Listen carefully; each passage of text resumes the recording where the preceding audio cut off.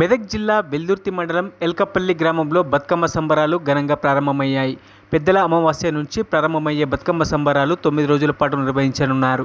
బుధవారం మొదటి రోజు మండల పరిధిలోని ఎల్కపల్లి గ్రామంలో తీరొక్క పూలతో బతుకమ్మలు తయారు చేసిన మహిళలు గ్రామంలోని పాఠశాల సమీపంలో ఏర్పాటు చేసి ఆటలాడుతూ పాటలు పాడుతూ బతుకమ్మ సంబరాలు నిర్వహించారు. 9 రోజుల పాటు బతుకమ్మ సంబరాలు నిర్వహిస్తామని గ్రామస్తులు తెలిపారు.